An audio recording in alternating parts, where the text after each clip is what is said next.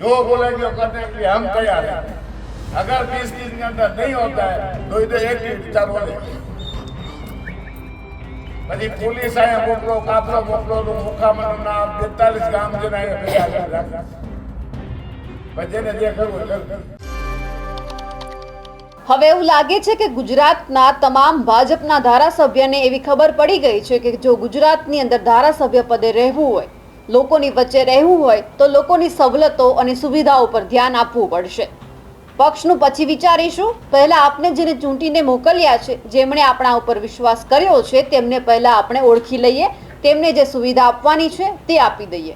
કારણ કે ઘણા સમયથી આપણે જોયું છે કે ભાજપની અંદર જ ભાજપના ધારાસભ્યો મુખ્યમંત્રીને, રાજ્યપાલને પત્ર લખે છે લોકોની સુખ સુવિધા વધારવા માટે, લોકોને જે તકલીફ પડી રહી છે તે માટે. હવે ફરી એક વખત એક ધારાસભ્ય આ જ રીતે મેદાને આવ્યા છે લોકોને તેમની સુવિધા પૂરી પાડવા માટે. નમસ્કાર, નિર્ભય ન્યૂઝ સાથે હું છું રિદ્ધિ.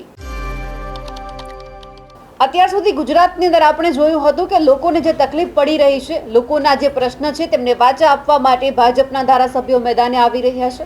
તેમાં હવે દ્વારકાના જે ધારાસભ્ય છે પબુભા માણેક પણ હવે સામે આવ્યા છે.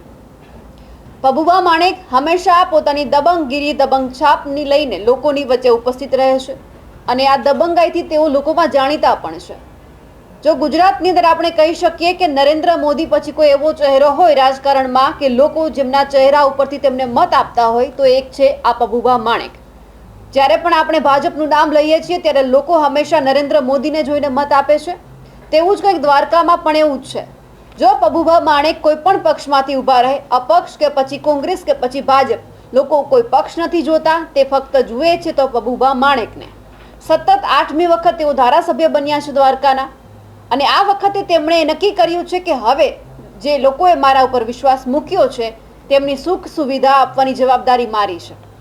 એટલે કે તેમના જે મત વિસ્તારમાં શિવરાજપુર બીચ આવે છે તેમની અંદર એક ગેમ ઝોન બનાવવામાં આવ્યો છે જે લગભગ લાંબા સમયથી બંધ છે. જ્યારથી રાજકોટ ટીઆરપી ગેમ ઝોન અગ્નિકાંડ બન્યું ત્યાર પછીના જેટલા પણ આવા ગેમ ઝોન છે તે બધા બંધ હાલતમાં છે. અને હવે પબુભા માણેકે નક્કી કર્યું છે કે શિવરાજપુર બીચ ઉપર જે અત્યારે આ ગેમ ઝોન બંધ છે તેમને ચાલુ કરાવવાની માંગ કરી છે. એટલે કે જો આવનારા 20 દિવસની અંદર આ ગેમ ઝોન ફરીથી શરૂ કરવામાં નહીં આવે તો તેઓ આંદોલન કરશે. ગામના લોકો પણ હાજર હતા, તમામ સરકારી અધિકારીઓ પણ હાજર હતા અને તેમણે જાહેરમાં જ અધિકારીઓને કહી દીધું કે તમારે જેમને પણ રિપોર્ટિંગ કરવું હોય તેમને કરી લેજો, મુખ્યમંત્રીને રજૂઆત કરવી હોય તો પણ કરી લેજો અને કહી દેજો કે જે ધારાસભ્ય છે તે આવું બોલતા હતા.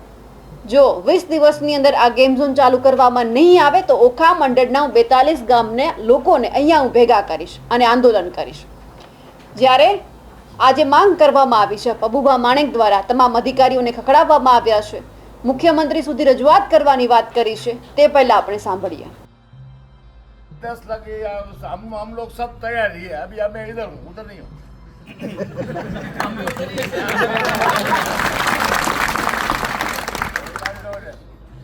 तो 20 तारीख लगी. जो सरकार ने हमें जो सरकार बोलेगी हमको नियम तोड़ना नहीं है. जो बोलेगी वो करने के लिए हम तैयार हैं. अगर 20 दिन के अंदर नहीं होता है तो इधर एक्टिविटी चालू हो जाएगी. પછી પોલીસ આયા મોકલો, કાફલો મોકલો, તો મુખામણના 42 ગામ જેના ભેગા રાખે. પછી જેને જે કરવું એ કરવી. રિપોર્ટિંગ કરી નાખજો મુખ્યમંત્રીને કે ધારાસભ્ય આમ બોલતા. આ કોઈ રીત થોડી છે કઈ? પબુભા માણેક હંમેશા ચર્ચામાં આવ્યા છે. જ્યારે જ્યારે ચૂંટણી આવી છે ત્યારે તેઓ પોતાના પક્ષના નેતાઓને ખખડાવતા હોય છે, કાં પછી કોઈ બીજા લોકોને આડે હાથ લેતા હોય છે અને અધિકારીઓનો જ્યારે વાંક હોય છે ત્યારે પબુભા માણેક ક્યારેય નમતું જોગતા નથી અને તેઓ સંભળાવી દે છે. આજે ફરી એક વખત તેઓ પોતાના લોકો માટે મેદાને આવ્યા છે. પોતાના લોકોને જે પરિસ્થિતિનો સામનો કરવો પડી રહ્યો છે ગેમ ઝોન, કારણ કે ઘણા લાંબા સમયથી બંધ છે એટલે ઘણા બધા લોકોની રોજીરોટીનો પણ સવાલ છે. એટલે હવે જ્યારે 20 દિવસ પછીની જે ચીમકી આપવામાં આવી છે કે અત્યારે તમારે આ ચાલુ કરવું પડશે, જે પણ નિયમો હશે એ અમે પાડીશું, નિયમોમાં અમે ક્યારેય બાંધછોડ નહીં કરીએ, પણ તમારે 20 દિવસની અંદર આ જે ગેમ ઝોન છે તેમને ચાલુ કરવો પડશે. કારણ કે લોકોના રોજીરોટીનો સવાલ છે, પરિવારના ગુજરાનનો સવાલ છે. એટલા માટે ફરી એક વખત જે પબુભા માણેક છે તે મેદાને આવ્યા છે. હવે એ જોવાનું છે કે અધિકારીઓ કોને રજૂઆત કરે છે કે 20 દિવસમાં જે આ ગેમ ઝોન છે તે ચાલુ થાય છે કે નહીં. કારણ કે તેમનો જે આ દબંગ ભર્યો અંદાજ છે તે આપણે બધાએ જોયો છે અને અધિકારીઓને જોરદારના ખખડાવ્યા છે. હવે એ જોવાનું છે કે પબુભા માણેકે જે રજૂઆત કરી છે તે કોણ કાને લેશે કે પછી આના પછી કોઈ હજુ આંદોલન પણ થાય છે. અમારા અહેવાલ વિશે અને પબુભા માણેકે જે અધિકારીઓને ખખડાવ્યા છે, વાત કરી છે કે હું મુખ્યમંત્રીને કહી દઈશ, તેમને લઈને આપનું શું કહેવું છે કમેન્ટ કરીને ચોક્કસથી જણાવજો. સાથે જ નિર્ભય ન્યૂઝને લાઇક, શેર અને સબસ્ક્રાઇબ કરવાનું ભૂલશો નહીં. નમસ્કાર.